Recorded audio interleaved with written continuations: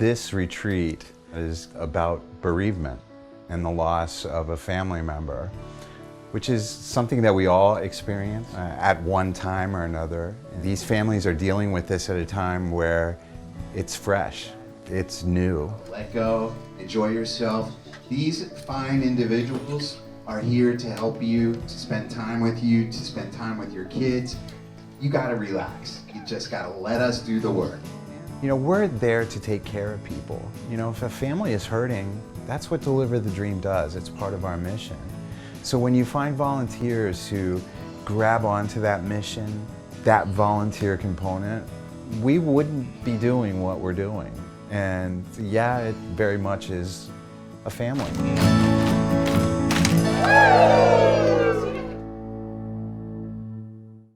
Thanks everyone for coming. Can I ask everyone to just put your feet on the floor and sit in your chairs and just take 3 deep breaths in. One thing that we try to do is alleviate anybody's fear about what the weekend's going to bring. Most people come here, they're really not sure what's going to happen in the weekend, and I think, you know, when you hear a bereavement retreat, it doesn't sound like a load of fun. So we're going to start with some things to get to know each other. So I'm going to ask you some questions. If you answer yes, you'd move over 1 seat to your right. If your answer's no, you stay seated. So I think that right off the bat that we sort of flip the script on that and we start out having fun.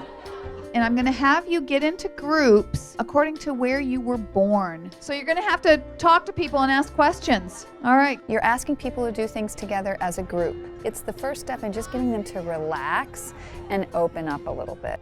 So Carlos, where are you from? Mexico City. Puerto Rico. Colombia. Airplane. Play and laughter is probably the most healing way you can engage with each other.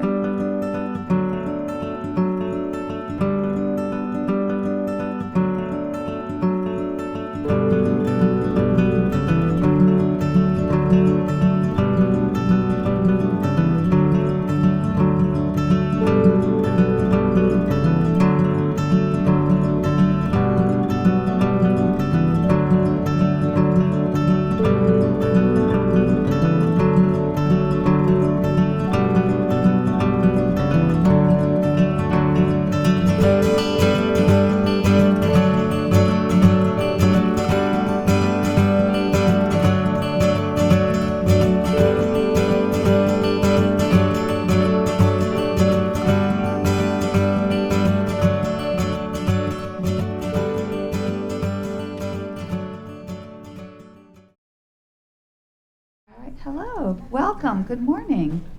Hello. So I'm going to ask everyone to stand up and come to this side of the room.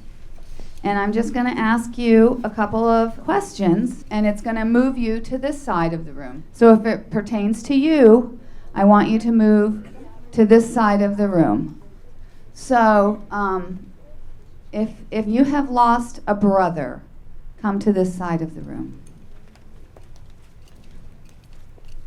If you lost a sister, come to this side of the room. If you lost a mother, come to this side of the room. If you lost a father, come to this side of the room.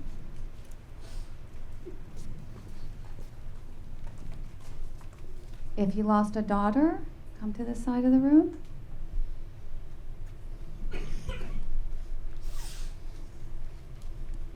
If you lost a son, come to this side of the room.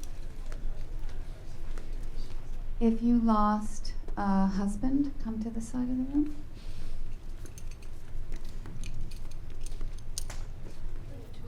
And if you lost a wife, come to the side of the room. So this is what you all have in common. Some of you, the details and the specifics are a little bit different. Some of you lost a brother, a sister, husband, a wife. But you're not alone. Every single person that crossed through this room was crossing with someone else. You're not alone. And I know that was hard. Not as hard as losing that person, I'm sure. Not as hard as that. You guys are very, very brave. What I'd like to do is have you move into your groups of the person who died. So those groups that we just had, brother, sister, and just talk amongst yourselves in those groups. share things, experiences, share things, talk about where you're feeling now, whatever you'd like to do, just in your group. But I will remember the night before, he was the happiest person. That is something that really keeps us alive.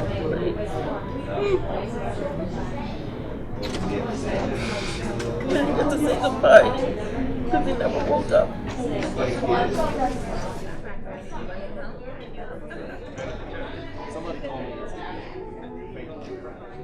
One of the things that we need to do is address the issue and let people express whatever they want to express about it. I know there's a lot of people who are very angry at their God when someone dies. Was there someone or is there anyone who's still angry in that aspect and doesn't feel that way? I was. My husband. My daughter was. Because when we go to bed, we pray together. And I do remember one of the first nights that I asked her to pray together. I said, what do I need to pray to God? He doesn't listen to me. I know for me it was very hard because we are Christian, but at the same way, I completely understand her. I didn't want to argue with her because it's right. There is a need to have people feeling recharged, hopeful, and reconnected to themselves and their families.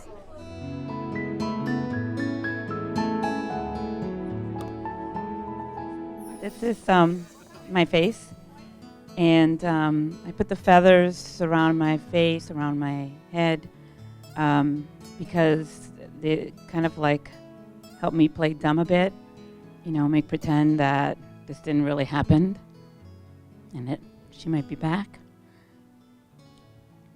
And this is what I really feel. This is like the happy side, you know, mustache and the goatee for silliness, and this just because feathers are cool.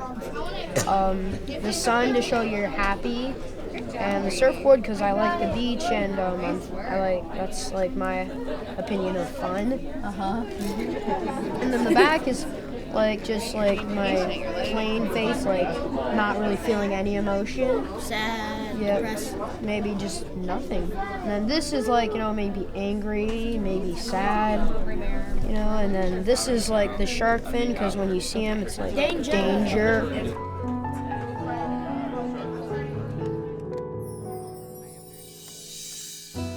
This is my face before. Alive and happy. And this is my pretend face at times.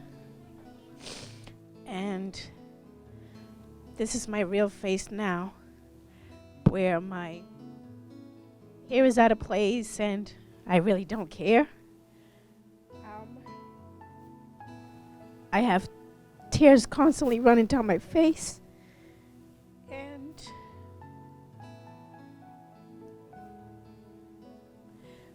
still in disbelief. In some retreats, I might separate the parents from the children and ask the parents some really tough questions just to get right to the heart of some of the issues that they're facing. This retreat, I don't want anyone leaving the room. I want everyone to be together, and it doesn't mean we won't talk about some difficult things, but it does mean that we're going to talk about them all together instead of, you know, people keeping things separate or secret from each other about the way they're feeling.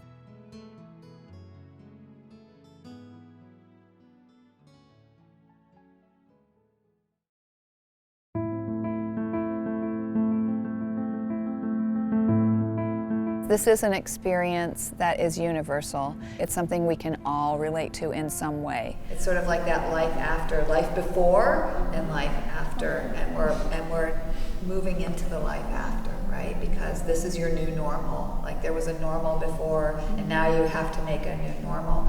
A lot of you for your kids, right? A lot of you for yourselves. It's just how you choose to you know, move forward, but move forward. We must, you know. I was like, I'm gonna do this mostly for the kids, you know. I'm good, I'm strong, you know. But no. You got as much out of it as your kids. That's beautiful. Very much. Emotional, but good. You need to let that emotion out.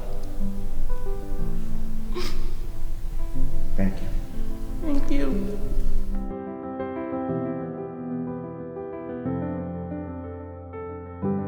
most of us, all of us, have been so busy during our grief process that we tend to forget the other people in our lives. Not that we want to forget, but it makes things a little difficult. So we thank you guys for putting this together and giving us the opportunity to reconnect. It's the first thing I've done since I lost my brother. I haven't touched on anything or visited anyone or had a counselor or anything. I just want to thank everyone that I got to share these new memories with and all these awesome volunteers that help support us and help us get over and help us look what we were searching for to support our loss. And it's just much appreciated. Thank you. Knowing where, I can be in 4 years, or, people are, near me right now, and like, this is normal, this is where I can be, this is how, other people are doing it with a different type of situation. It's better than anything I've had with any counseling group up till this point. So, I mean, I know my wife would have been like, go to this, and that's why we did it, and I thank God that you guys are doing it.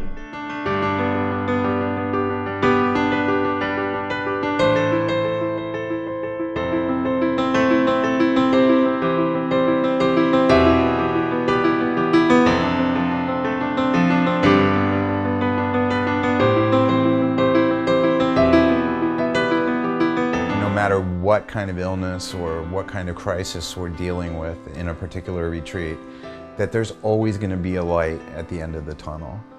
It may not be easy to get to, and we may have to work pretty hard to let people trust and embrace our efforts in helping them.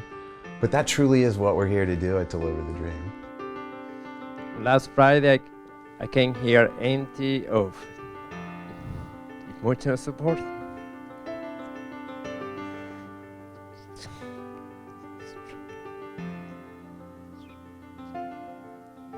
Today, I'm full.